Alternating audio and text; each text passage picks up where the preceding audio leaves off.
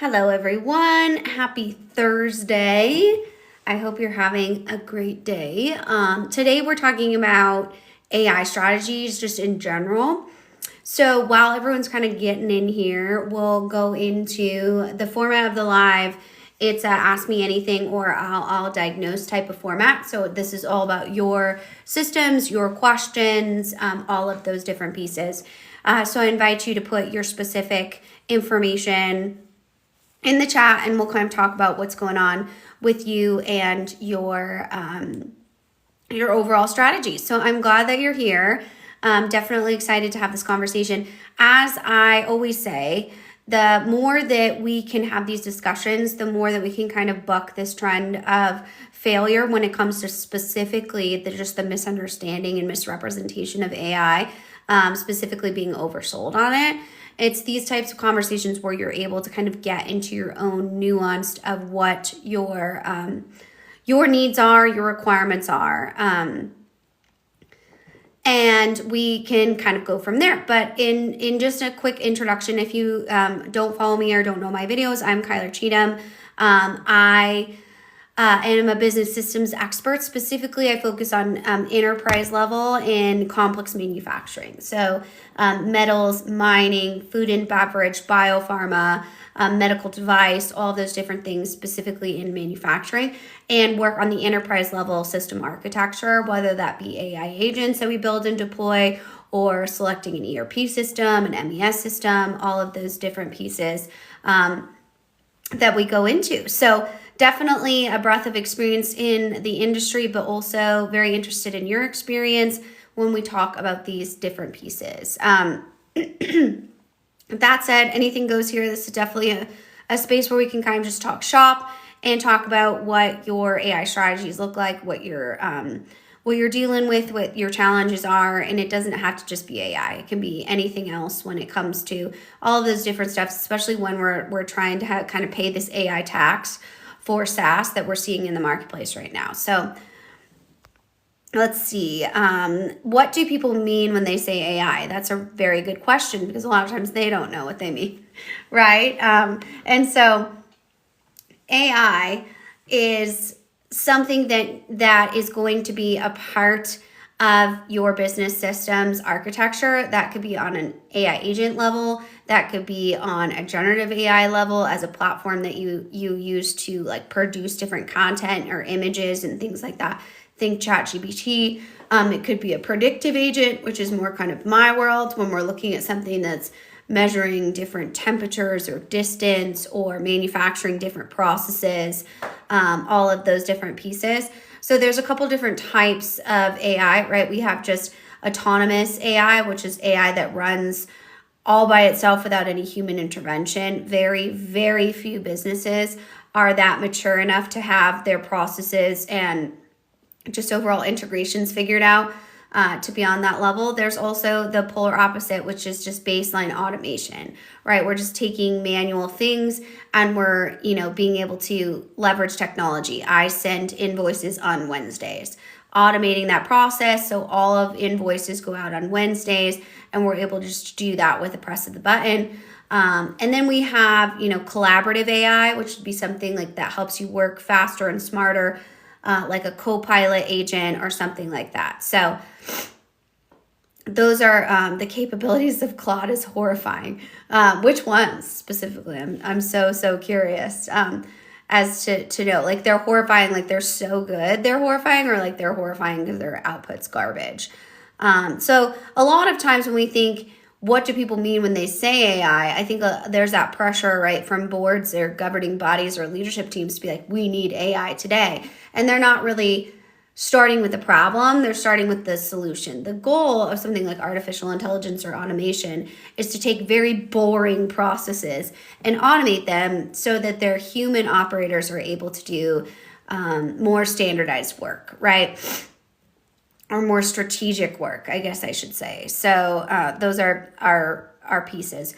What do you think of the embedded AI agents within Oracle Cloud? I would say I think they're great as long as they have an agent for everything, right? And then they present these big old maps. I just saw one at a conference that Their agents literally are there to do everything. I think it has very little to do with their capabilities and breadth of agents and more to do with, can you actually use those agents within your processes? And how much are you paying for each one of those agents that you might not use, right? And I think that is a big thing that we're seeing right now, especially with bigger vendors where we have things like Agentforce and Oracle's agents. I was specifically looking at their HCM system that had quite literally an agent for everything, which again, I think is awesome if you're going to use that many agents. But if you're not, right, then we're paying, again, that AI tax. So you have to know what you're buying, and that's going to be on you. That's not going to be on Oracle, and you're going to have to be a savvy consumer to do that. When it comes to functionalities, they're only going to function as well as the data that you put in them, right? There's absolutely such thing as too many agents, right? That's a huge, huge red flag. Let's see. Will businesses get to the point where their processes are standardized and their data is clean enough for AI?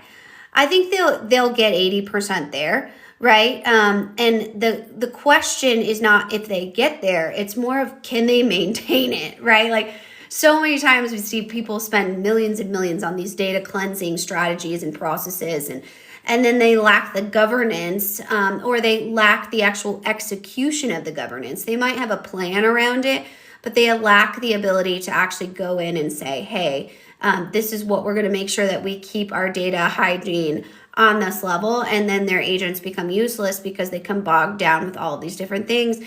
And then people stop using them because they no longer help their job, right?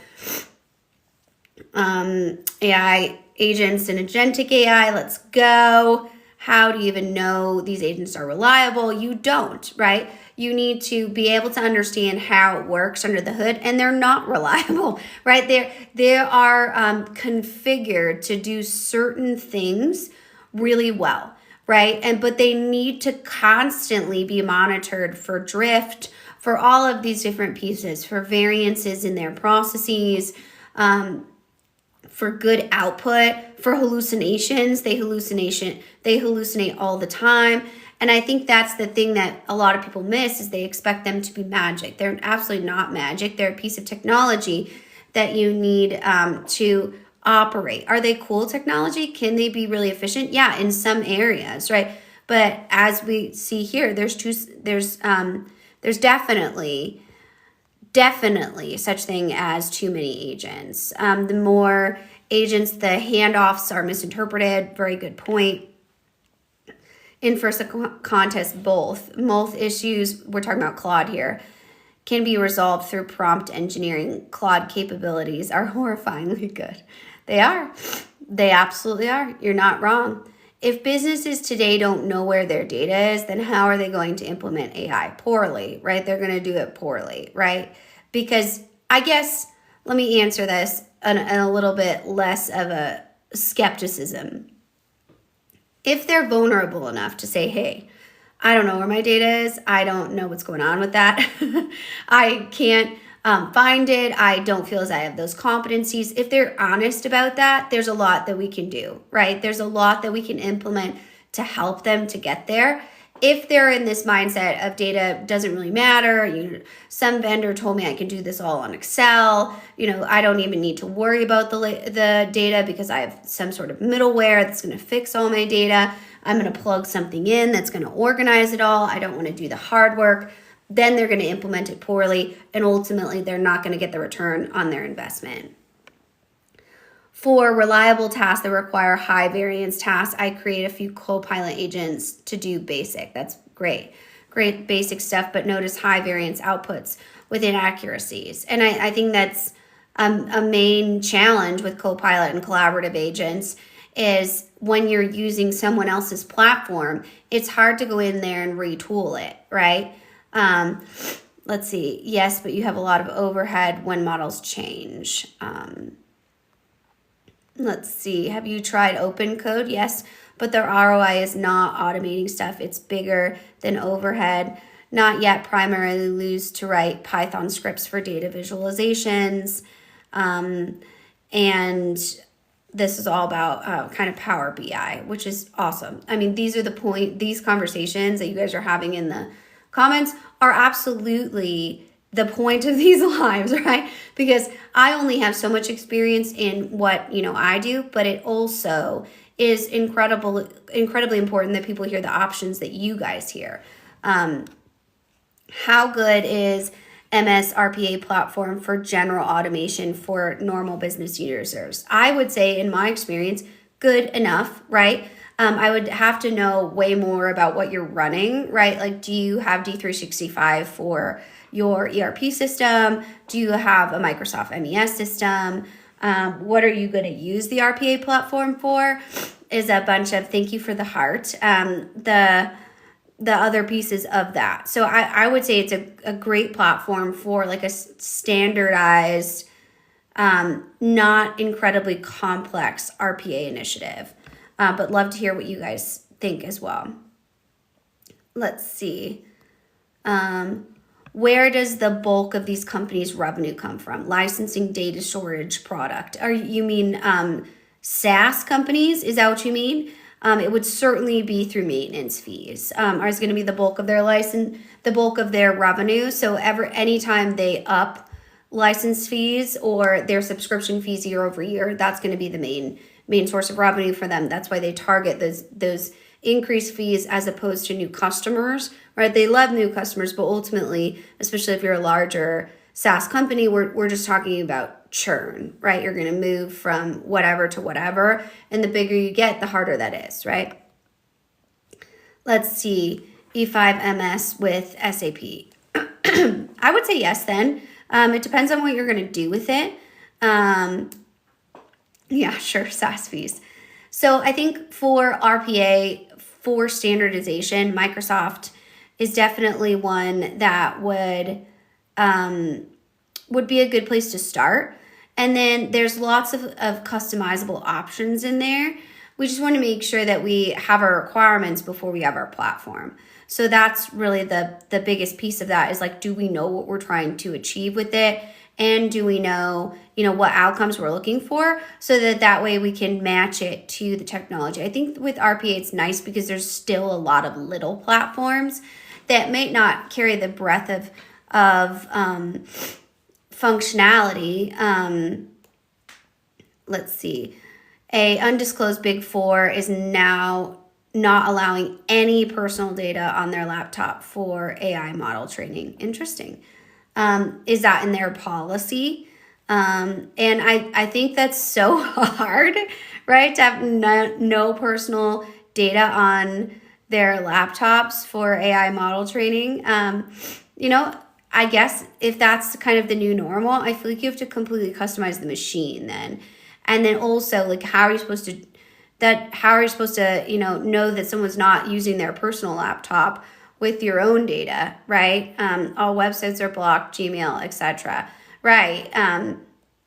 But who's to know you're not going to send that to yourself, access your email somewhere else, and be able to utilize all of those different pieces on your personalized computer, right? So it's almost like you have to educate those employees, like we kind of talked about in this week's live, about different cybersecurity opportunities and openings, because a lot of times these employees are not using these out of nefarious action, right? They're trying to be better at their job, and they're trying to be faster and more efficient.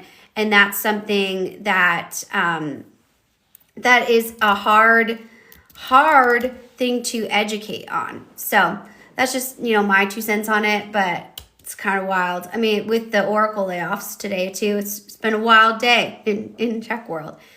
Any good tools for employees? 360-degree survey, any suggestions? Let me see. Like 360, like survey data, like qualitative data, is that what you mean? Like kind of like peer-to-peer type of data, that type of information. I would say HR. I mean, I would say Workday has really good systems for that. Looks like Culture Amp I'm not an HR, I'm not an HCM expert, but I think I've seen that SurveyMonkey is a basic one, that we use for organizational change surveys. All of those different pieces, but I think probably if we're going to go with like the creme de la creme, you're going to have to look at a Workday application. Love to hear what you guys think about that, though, of course. Using Microsoft Purview helps them a lot. They label data the way automatically and manually. It's awesome. And the Claude code leak. I don't even know what that is. So please tell us. I think employee satisfaction, Workday is probably where I would start in those. If you're looking for like a super lightweight one, I would say you can do a variety of different surveys. It depends on like what you're trying to integrate it in. Even, a Google form we've seen people do for smaller organizations are something that they can look at and all of those. Yeah, absolutely. And let us know what you find. It's always helpful to share suggestions here. Just give employees enough money. No surveys needed anymore. We could do that too, right? Question. We use Train Trace SC Plus for BAS. We're meeting with the train rep. What can I ask? I don't know anything about Train. I can plug it into our system, but I don't know anything about it. If anybody else does, definitely let us know. So I love that you want to ask your rep questions, though. That's always a good piece. What are your thoughts on Autodesk solutions? I think Autodesk is good as long as, again, you have a very standardized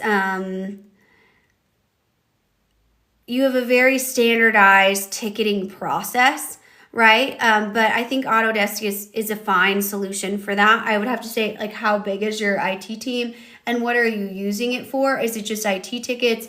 Is it additional like benefits work and things like that? But HR needs the survey for its own KPIs. Yeah, but still HR guys want to keep their job and it's on us to produce software and applications. Yeah, and I would want to, like, do you have an HCM system that you can potentially utilize this on a bigger integration kind of observation deck type of thing? So sorry, Andrew, I don't know anything about that, but if people did, they could definitely give you some openings around that. I think a lot of those more collaborative HR tools that we've seen move are kind of the agents that find HR additional money. And that's where I've seen the most interesting pieces of HR agents in general. Not only that make them more efficient by doing things like answering tickets or having like your own personal benefits agent if you're a larger enterprise. I think those things are pretty cool. I also think procurement agents are really neat. The way that they kind of go in and organize suppliers or be able to find additional kind of funds in the procurement process by making that a bit easier, because if anyone's worked in procurement before, they know it can be like an incredible pain point and they're often left out of things. I think legal helps too, but a lot of agents are not going to be compliant in those legal unless you have processes in which you've created your own agent that obviously is just trained on your model, but you deploy it and manage it yourself. So there's no, potential leak on discovery or anything like that when it comes to those different compliance needs. Are really cool when it comes to agent pieces. But I love that you guys are asking these questions and just looking at like what do we have now and where can we go from here? And, we know in AI that it's not always, new is not always better, right? When we look at the systems that we have now, maybe we just need a very lightweight 360 survey tool to kind of hold over what we already have for an HCM core, right? And that's going to be a bigger or, an HR system that we already have now that we can integrate that with to utilize that. Sapia AI is actually good ethical AI HR recruitment platform. Barb Hyman is a pro. That's awesome. I've never worked with it. I think I've heard of it before, but I don't know that I've ever worked with those pieces. HR recruitment is very interesting, obviously, in ethical AI right now, and looking at candidates and data points like that. So I'm so glad you gave us that information from there. I think when we're looking at any sort of AI strategy, and even if we're looking at a BI strategy, like say we're taking business intelligence, we're trying to move everything together in one dashboard because we've got employee engagement surveys and then we've got performance reviews that we need to look at and all of these different pieces that we're trying to build together. And we need to take all of these different data specifics and build them in to a level at which they can be seen and made good decisions around, right? A big four is making an agent platform, building specialized AI, for example, one click to make a board report. That's awesome. And because of that, need for entry jobs anymore. What's your view on that? I think for specifically entry-level jobs, there's always going to be a need for those operators within that. I gotcha. I'm with you. Within those pieces, just because there's not a sophisticated enough technical organization to be able to oversee all of those, there's still going to need to be like a massaging of the data. I think a lot of middle management jobs might be gobbled up by AI because there's no need for that, maybe that entry-level manager job that used to kind of bring all of these things in the team. So if there's a weak leader in that, I could definitely see that being replaced by a lot of these different agent platforms. But ultimately, I think we see these mass layoffs in conjunction to AI, right? I know. I'm sorry, Don. I just wish it's the first day, all right? And then I'll get there. But I really absolutely think that it's something that we could level up. But again, like I was saying, these layoffs, like we see with Accenture or we see with Oracle and looking towards AI, right?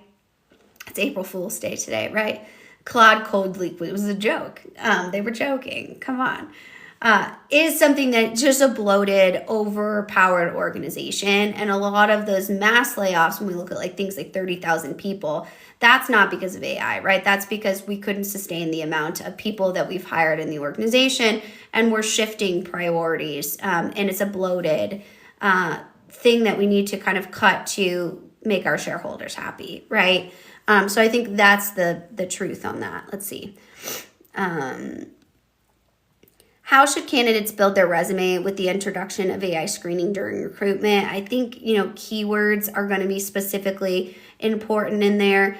And in the IT world, when we do things like solution architects or system architects, just because you didn't have a title as a solution architect didn't mean you didn't do system architecture, right? So having those keywords in there that it's going to be looking for is going to be critical. Making sure that you have some sort of human talk and structure around that. Awards and results are going to be really critical. It's going to be looking for numbers. And that's a huge piece on that. I'm still confused how AI could be sustainable, as there are many companies competing with limited hardware, and that that's something that a lot of people talk about, especially on like a high level, and the race to build data centers and how that specifically will work. I think there's two different levels to that, right?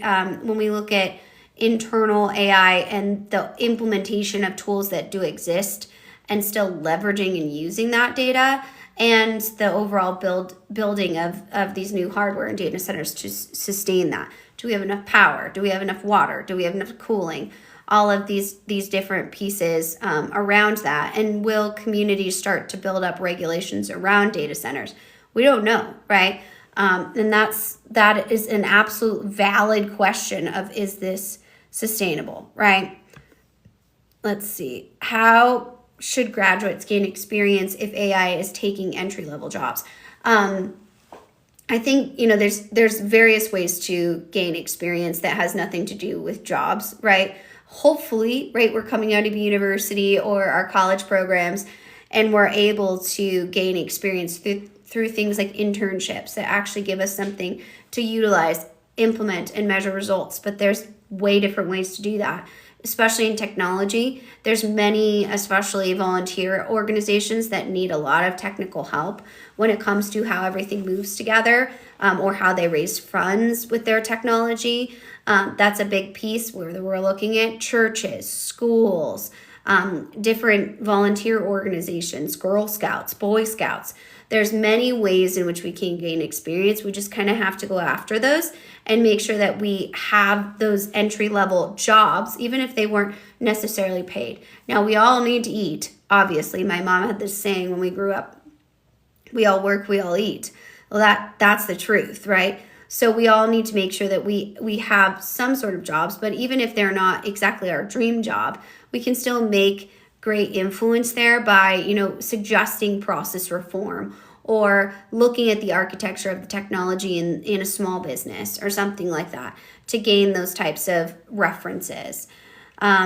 Start learning how to build AI, I guess. A town somewhere in Illinois just shut down a data center going in, voted against. It looks like no entry level and entry level. Yeah, I mean, and that's the thing. We're in like kind of this new, and you guys probably know about it being an HR professional more than I do, but it's certainly, there's a weird time to be applying for jobs and things like that because you're fighting against a computer. And we do those, like we see those parodies, especially on TikTok, right? Where they're doing AI interviews and things like that with like a virtual agent or something like that. And they're super awkward and super funny, but it really is something that is vetting candidates now, especially at bigger businesses. So I love the town in Illinois. I saw a news story this week about like a farmer in Kentucky that some company gave them like $23 million to sell their farm and they wouldn't, and all of these great stories. But 9 times out of 10, they probably would sell their farm. It's not always the most amazing story, but like we look at like Salesforce architecture push when it comes to their infrastructure, like their hardware, and they've spent like over $60 billion on assets to build out their data center support. It's kind of the new way to get a stronghold in AI is to kind of build and own those data centers, because those ultimately are the heartbeat of what everybody runs out of. And so that's, incredibly incredible. 60, yeah. And that includes like real estate investment, right? Land, being able to build these types of things. I think it was like $64 billion they spent in 2025. And check my math on that for sure. Use AI to do it, definitely. But land, building materials, enterprise assets to be able to, build these types of things and really push towards their hyperscalers, same sort of thing, so that they can have the bandwidth to try to run these. Absolutely. Private equity is on fire. Absolutely. Hello from Dallas. Thanks so much for joining us. I hope it's beautiful in Dallas today. We have solutions in Texas. Do you have data centers down there? Because that's what we're talking about now, right? We have a lot of land, a lot of, different capital when it comes to that type of stuff. So definitely something that is it true everything's bigger in Texas? I have no idea. Right, I did learn what a Texas king bed is the other day, where it's bigger than a California king bed by like a massive amount of inches. So that's a little fun fact for you. But bigger data centers, and that's the thing, to power these data centers. No offense to Texas, but they're not really known, for their very sophisticated power grid down there. So there's lots of considerations when it comes into how you will continue to move these things. And when we see big headlines, like who did I see today that said like all middle management will be eliminated by AI, which is incredibly ridiculous statement, right? Because how would you know? In that, do you have a crystal ball? You can have predictions, but it's the same thing as following the market. You don't really know what it's going to do, right? Clickbait, very much so, right? Only investments, Texas could be the next Detroit. Yeah, I don't know about that.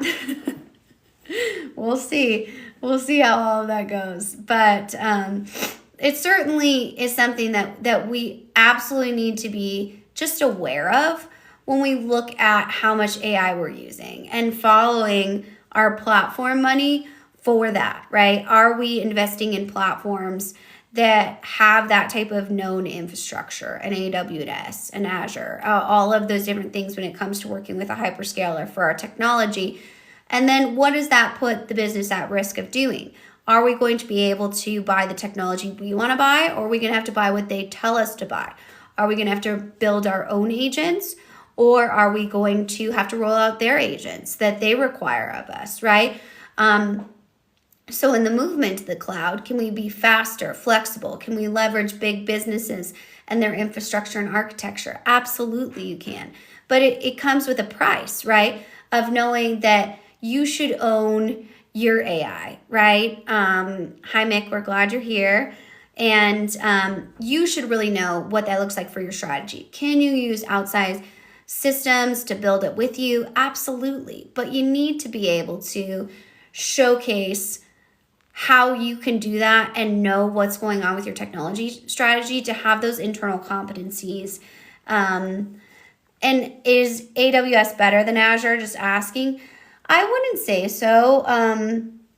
It depends on like what, if you're a Microsoft house, you're going to, be able to run and build everything on Azure.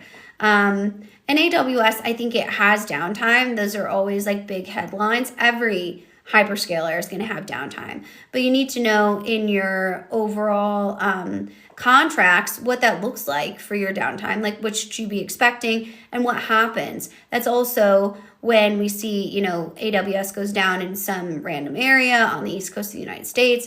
Some big business loses billions of dollars. What happens then? Were they able to pop up, their own backup system? Have they scenarioed that out? So I think it's about understanding like what your technical capabilities are, as less than all the big hyperscalers are going to operate, in very similar ways, right? And I think it's always going to be a risk to use somebody else's business. We just put it that way. And that is a big consideration when we leverage hyperscalers, but we certainly can't get away from them, right? It's 2026. We absolutely are going to have to utilize big software for something, especially if we're a business of a certain size. So the thing that we need to do is become very savvy in understanding our risks and protecting ourselves. And that's all going to come back to the contracts. That doesn't matter if it's a huge enterprise system or an AI agent. You're going to need to vet those, even if it's an industry-specific agent. A lot of times, especially in my work evaluating, newer technology companies or newer platforms for something like state-level grants or anything like that, or awards, industry awards that I judge, we are looking at a lot of people that have started AI agent firms. That's super cool. That's great. I love more innovation in the marketplace because then it gives people more options that they're just not, beholden to big software. But we also have to make sure that we know what they're building on, right? Like, is it a GPT wrap? Are they building their agents on Azure? Then that's only one type of business that can leverage those. Not that that's a bad thing, but we just need to be honest about those types of things, right? So that's absolutely looking for innovation that excites only. I'm not. I'm looking for boring innovation. And that's why I always say about specifically AI agents, they should be the most boring part of your business, right? A lot of people think that they're going to be, like Melania Trump, who's, walking out with a humanoid robot. That's super cool. That's awesome. But that's really not what we're doing in modern businesses. We're just trying to make sure that our infrastructure is really unshakable. And we can't do that by, building on these edge cases that aren't servicing the greater good of making us a better and more healthy business, right? So that's going to be a big case for that.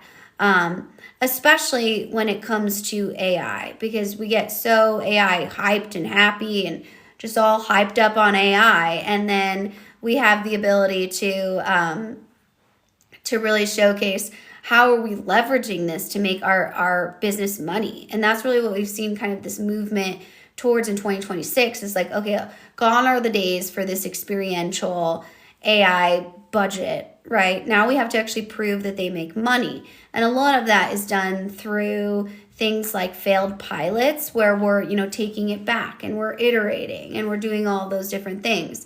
When it comes to, certain agents and how you implement them and test them. And that's a big consideration when you're looking at your overall AI strategy, and all of these different pieces. And, I would be curious in the comments here if you actually have an AI strategy, like, right, I've heard about AI policy, which is a big thing, right?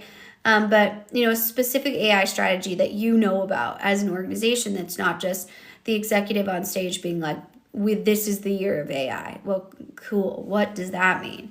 And how do we ensure that we are part of that, right? So that we are this valuable piece to the organization and not just something that is expendable, like, those types of things.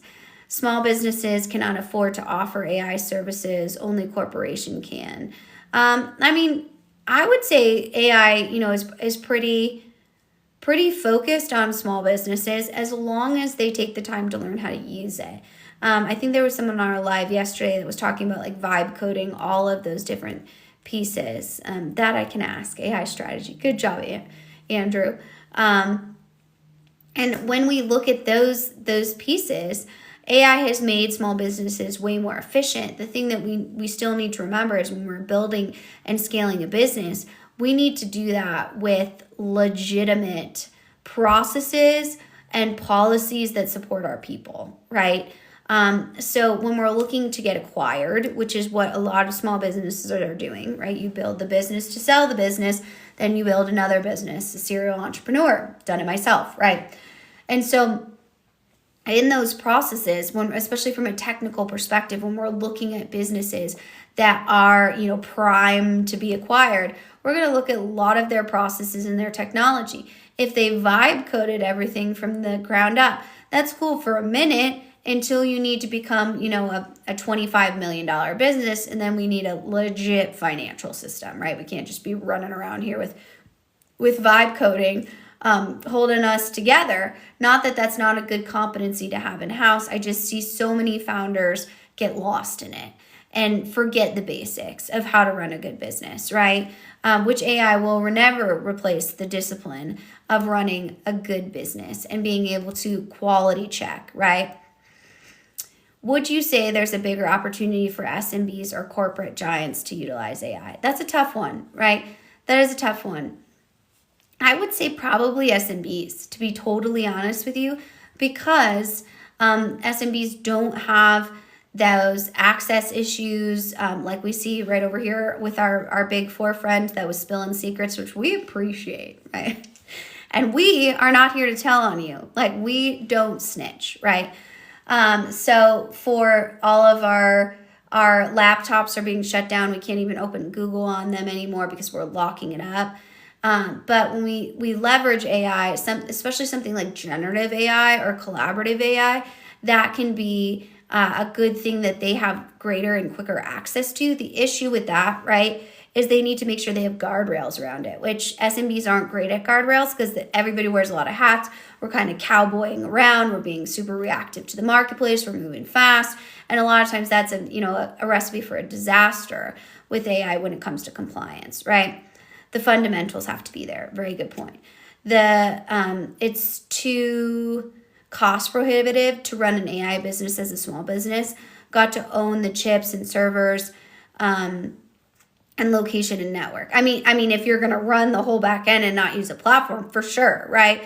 I'm not suggesting that our SMBs go out and buy data centers, but if they are, like, good for them. I know a lot of small businesses, especially that are in construction right now, solar panels, water, HVAC, right, that are really, really focused on data centers.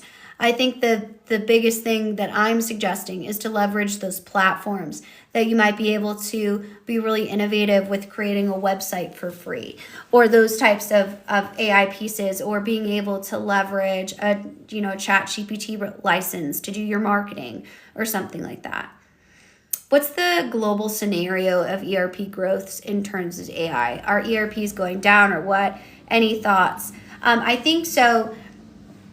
So when we've been saying ERP is dead for 20 years now, right? But I think the thing that we forget is just how entrenched these systems are in their organizations, especially the larger, the more complex of them.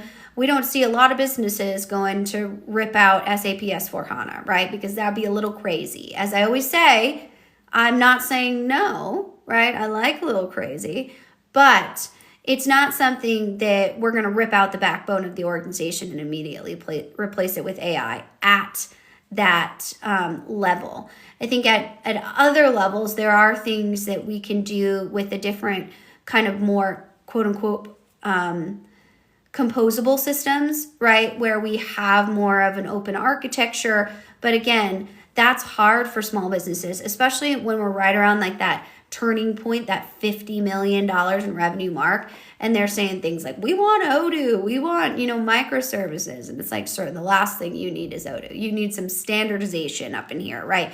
We've got, Carol from accounting that runs production and accounting and plans the holiday party. We got too many people doing too many things. So you need a standardized policy if you're going to have any hope of scaling, right? And that's a consideration. So are ERPs going away? No, I absolutely do not think they're going away, especially because of just this SaaS stronghold in the marketplace and how much they are so obsessed with, staying relevant. They're going to claw and fight and everything to get those customers to stay. I don't know if you've ever been part of trying to get out of Oracle or SAP or even in their tier 2 systems. It's impossible, right? And it's very much not easy. So I think those are kind of here to say. I think you mean SMBs are not going with ERPs. I think that's hard because a lot of times a small business, that's what they need, but they do not need a big ERP, right? I talk to a lot of businesses that are running like the $500 million mark, and the last thing you need is SAP. Don't get on that train if you don't have to, right? We're looking at something like an Infor or an Epicor or a Sage or an Acumatica or, a Microsoft or something like that. It's going to be much easier to plug other things into, integration agnostic. I want to punch myself in the face when I say that. Nothing wrong with a little crazy, right? Let's see. History. Let's see. I'm planning to migrate next year from ECC to S/4HANA. Is that what you're going to do? That's cool. Are you on Rise or no? Did you say 50 million or 500 million? So I would say 50 million I would consider as you need to start talking about an ERP system.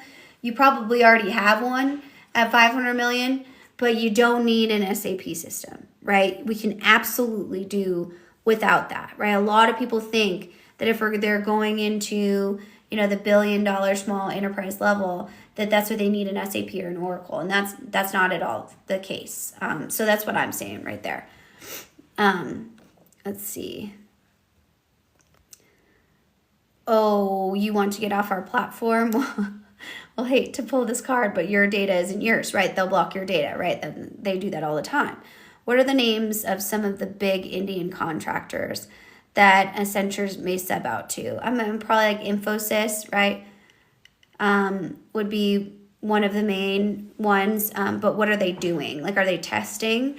Because offshore testing is not a bad thing, right? But Infosys is the one that comes to mind. Blockchain is the only SaaS offering a small business can afford to make money from. Like an enterprise SaaS level system, I would think like e-commerce. When we look at even like Shopify has a good financial system that can do the job, right? For a lot of people. Now ECC, so Rise to HANA or Direct to HANA. I would never buy Rise, right? And I think Rise is just a glorified discovery process, but they will give you more time if you're on Rise. And again, like they move the date all the time because they're just playing games with the marketplace. But I think if you haven't already started the ECC to S4 migration, I would just go direct to S4, and that comes with a ton of variables, right? Because a business that size going from ECC to S4 is going to be, a massive shift. Like we're talking about like global plants and things like that. So we're going to probably do it in pieces and phases for sure. But I think Rise is just an opportunity for them to sell you more, but you're going to have to pull your contracts. Definitely take a good look at those before you sign anything with HANA. Let's see. AI is for the big dogs. Who has 72K for a GPU chip? I don't, sir. That's true. I think again, like what are you doing with AI is the biggest piece, and this is kind of the thesis for this conversation. There's a lot that you can leverage AI platforms for, especially on the generative side, and then also agents on the manufacturing side. Like what can you automate on your manufacturing floor? Mid-sized manufacturers, if you're looking at something like you can, automate the way that your raw materials get to their production site by, installing a little train or drones or things like that is going to be a big piece for that. But that requires capital. That would be probably more of a mid-sized manufacturer than a small one, right? Okay, I need to recheck with my IT nerds for directly to S4, and it will totally depend on who your system integrator is on that, if they'll allow that for sure. Can a state-of-the-art system make up for poor release management? No, not at all. In my humble opinion, if you don't know how to do release management as an IT team, then there's no point because you can't manage it effectively, right? And somebody's going to put something into production that doesn't belong there, and there's going to be too much politics around when the releases go. Accounting wants their release and versus production wants theirs versus marketing wants theirs, right? All of these different things. The only money to be made from AI is selling calls to chips. OpenAI and Claude can do anything else. There you go, right? I think, again, we're talking about AI companies, right? Who's selling AI versus small businesses being able to leverage AI. But you're absolutely right?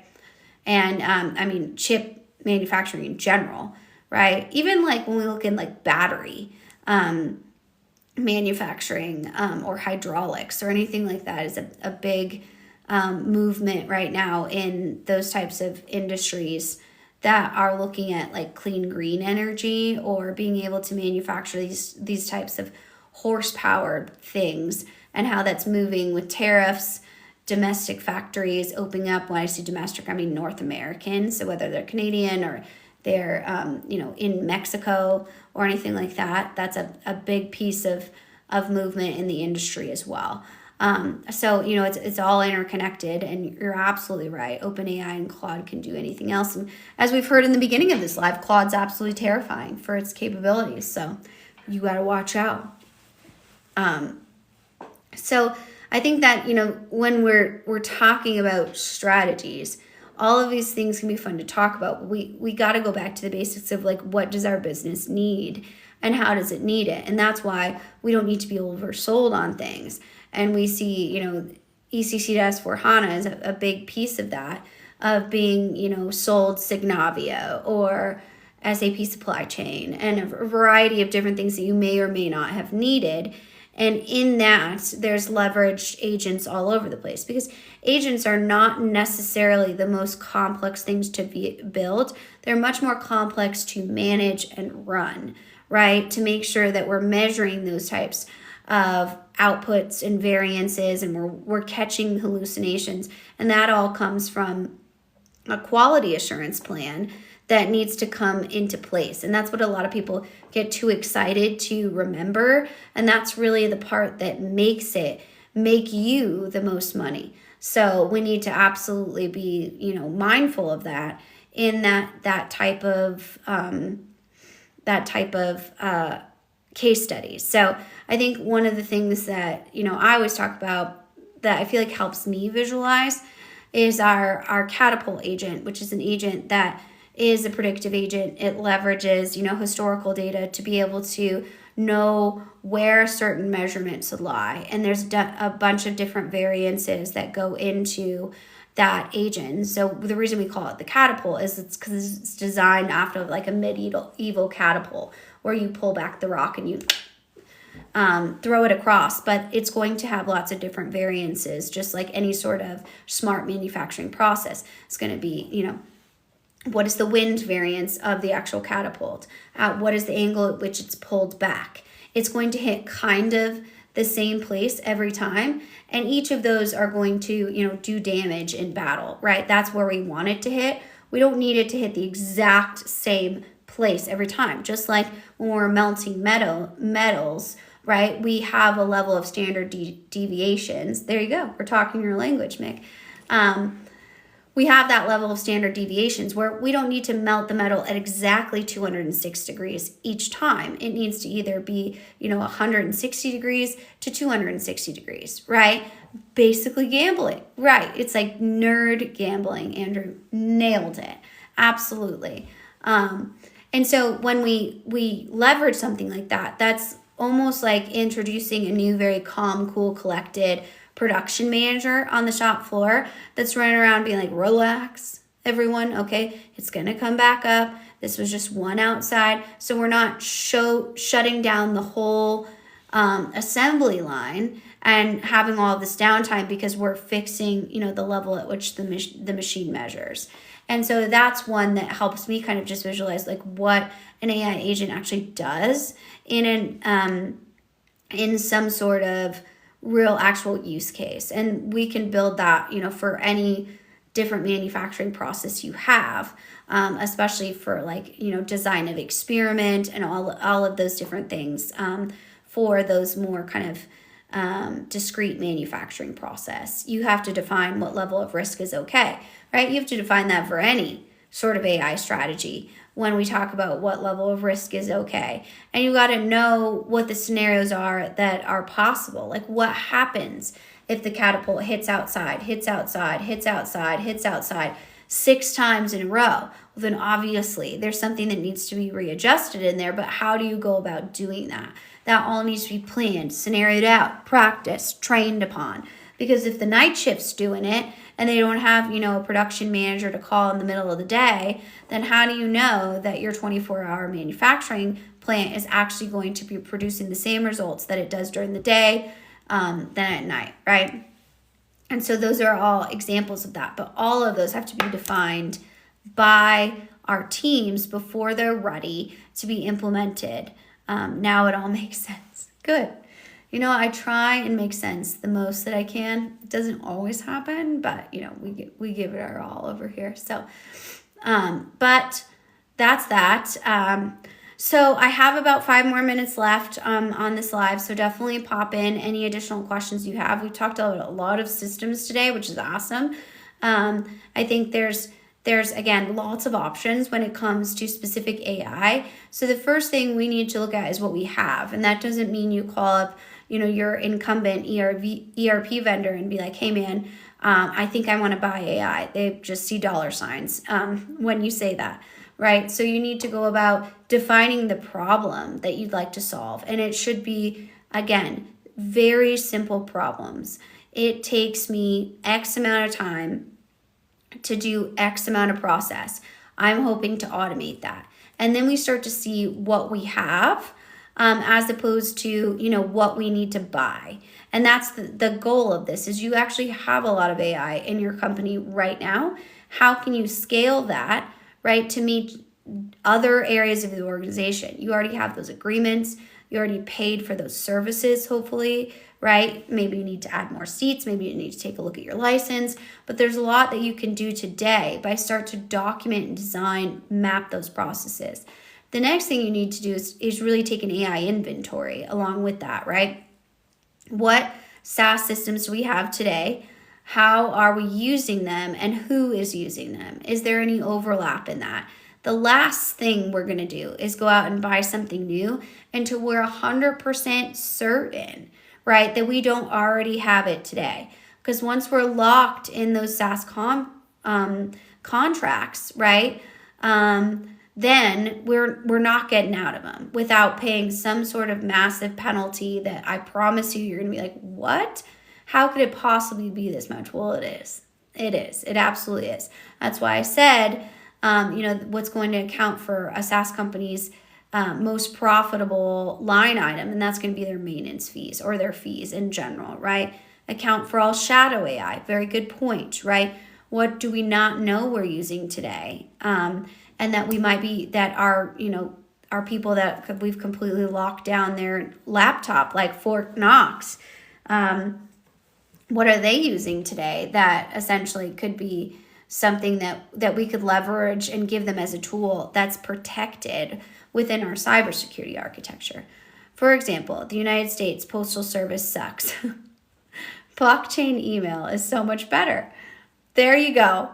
There you go. Oh my gosh, that's so funny. And it very well may be. We just have to make sure that everyone is available to use blockchain email, right? As opposed to, your grandma that likes to get postcards from you in the mail. And all of those different workforce type of competencies are needed to be accounted for in this conversation, right? Definitely hilarious though. So just to talk about our live, so we won't be live on LinkedIn tomorrow because our office is closed for Good Friday. But we will be live next week and then the following Friday. So I go live every Tuesday and Thursday. I know today is Wednesday. It's a special one-off because I have lectures tomorrow during the day, and the college students get very nervous on TikTok. So I had to do it before we go with them. And then we have, all of our videos available on TikTok. If you have a live topic that you want to talk about, if you have anything that you want to follow up on, like, hey, I have this system, this is my architecture, I'll take it back to, our experts on our delivery team, run it by them, and then I'll DM you back. So definitely feel free to reach out that way as well. I definitely appreciate all of your support and your comments today. Again, I only know, I don't know anything about blockchain, but clearly we've got a lot of people in here that do. It's only so much I provide the channel and we have the conversation. So it's so critical to make sure that we have the avenue to do that. And you guys are a huge part of that. I learned just as much from you as you do from me. So I really appreciate your time today. With that, I definitely invite you to go check out, my newest video. I actually did one on Infosys, interesting piece that someone gave me from an electronic record service in Australia.